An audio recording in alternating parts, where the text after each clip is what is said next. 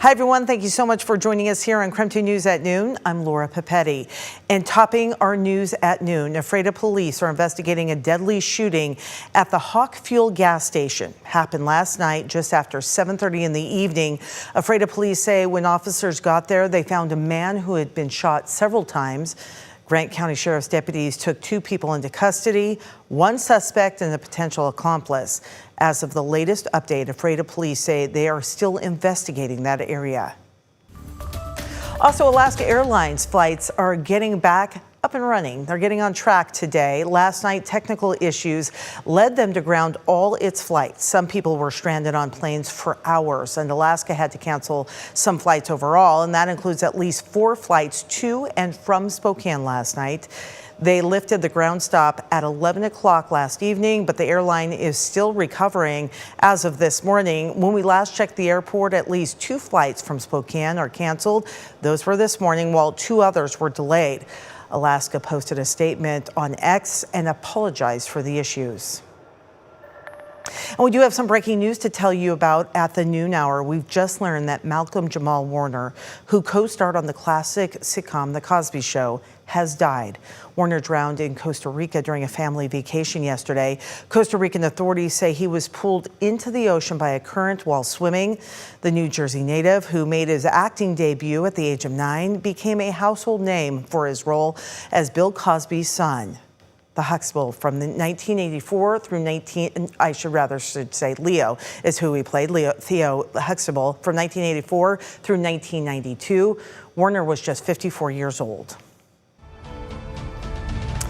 Now to the latest on the wildfires burning in Stevens County. As of just about an hour ago, a fire that sparked over the weekend near Tum Tum has grown to more than 2,300 acres. It is called the Lake Spokane Fire. Stevens County Emergency Management says level 3 evacuations are in place right now for the Happy Hills area. That means leave now if you're in that area. From Highway 291 going north to Highway 231 and Rail Canyon Road. Under level 2 evacuations, get ready. DNR says the fire has destroyed 1 structure. The area in the fire is very steep, very rugged, very craggy, with sparse timber, a lot of grass, and it is just very difficult to put firefighters in that situation, and that's why the determination has been made to allow the fire to do some natural work to get down to more accessible areas that firefighters can engage safely. The Red Cross set up an emergency shelter at Lakeside High School in 9 Mile Falls. There is food and water there, and they are taking in small household pets. For livestock, Springdale Rodeo Grounds is taking in the large animals. The fire is only 1% contained as of now. The other fire we are tracking is the Hope Fire, also burning in Stevens County. This one is near Northport. Crews now have the fire 45% contained. So far, it has burned more than 7,800 acres. The fire destroyed 2 homes and about 20 other buildings like barns and cabins. Right now, more than 1,000 crew members are working on that fire. The cause is still under investigation, and should make note, there are still level 1, 2, and 3 evacuation zones in place. Stevens County Emergency Management will reevaluate evacuation levels sometime later today, and we'll certainly bring you an update. It is 4 minutes past noon right now. All right, let's get outside. Head over to meteorologist Thomas Patrick.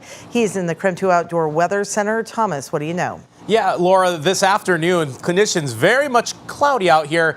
And the welcomed occasional raindrop, quite literally just like 1 or 2 I'm feeling on my skin here at the noon hour. Not enough to get the ground wet just yet, but some areas faring better than others. And I mean that in the way that the more rain you're getting, the more happy you probably are. Look at this. We're in the South Hill, and we're probably just to the north and south of some rain that's just right around us. So I would still call this a little bit scattered for Spokane County, but looking a little bit more fruitful than it did a few hours ago this morning, especially with the rain just kind of building in, especially from the south and west here. I mean, check out western Whitman County around La Crosse towards Ritzville. This is actually a pretty decent rainfall right here, enough to not just get the ground wet, but actually actually feel refreshing in the skies.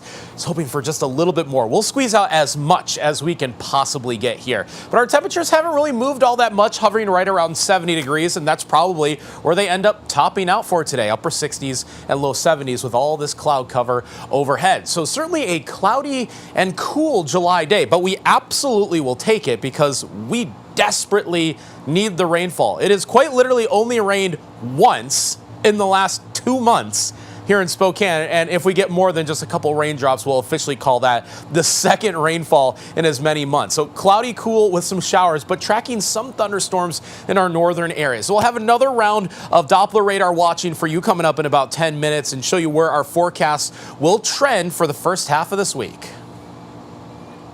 Thomas, thank you. We are learning more about an intense standoff in Spokane Valley last week.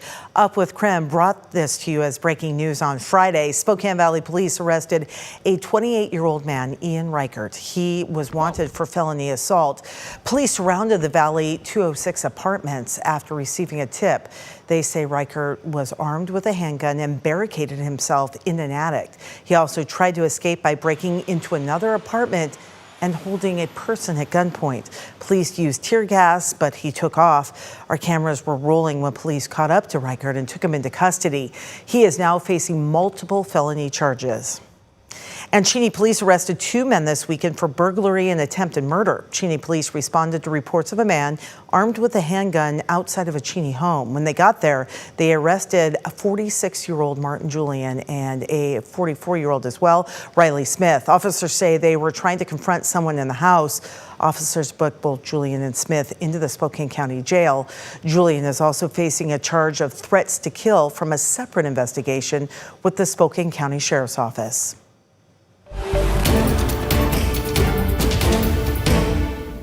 Convicted of murdering 4 University of Idaho students is set to be sentenced just days from now. In a recent plea deal with the state, Brian Koberger pleaded guilty to killing Kaylee Gonsalves, Ethan Chapin, Xana Kernodle, and Madison Mogan.